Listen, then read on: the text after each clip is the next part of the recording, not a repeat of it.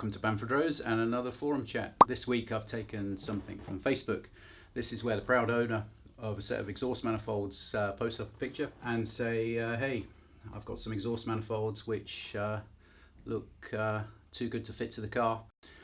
And then someone posts up and says, hey, you want to double check fitting those to the car? I haven't got a heat shield.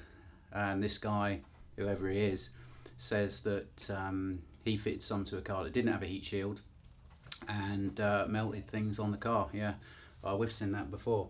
So before we go into this one, I'm going to show you now a Bamfordrose exhaust manifold. So this is ours, and you can see that we more or less carry over factory heat shielding, and this is so the right side of the engine, where starter motor engine mount is most exposed, this heat shielding just takes the edge off heat and doesn't over temp those components. If you flip back to the picture and you can see those exhaust manifolds with absolutely zero heat shielding on, yeah, this is a problem.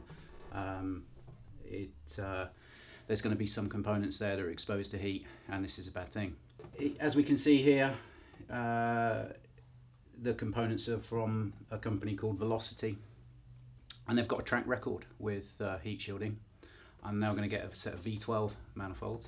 We took this off a V12 Vantage that had this kit on, and this white stuff here, this feels like ceramic coating, sort of, but as you can see, it's very, very thin, and in a lot of places the brown staining there, this is corrosion which has caused this heat shielding, well, this ceramic coating that they're saying is your heat shield, to fall off. What happened on this car is that the spray-on ceramic coating eventually flaked off.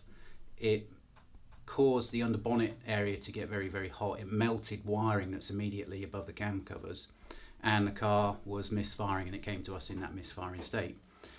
Then when we looked at the reason why, we said to the customer, well, you've got an exhaust manifold on, but unlike the heat shielding that we would put on ours, this has got absolutely nothing on. This is now bare, because with the ceramic coating that's been sprayed on coming off, then there's no shielding whatsoever. The installer of this kit in the UK got back to the customer and said that it was bona fide ceramic coating, Zerkatech. That's really the only one, and that's put on with a gun where the nozzle tip is about 10,000 degrees C, and it's splattering the ceramic coating on the product. This is bona fide ceramic coating, apparently, and here's the data sheet of what we used. So the customer passed that on to me. I opened up the data sheet, and indeed it is straight out of a rattle can.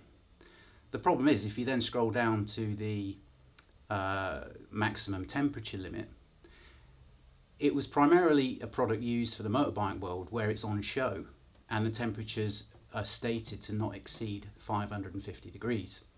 Well, at full power, 7,000 RPM, there's going to be about 860, 875 degrees coming out of this.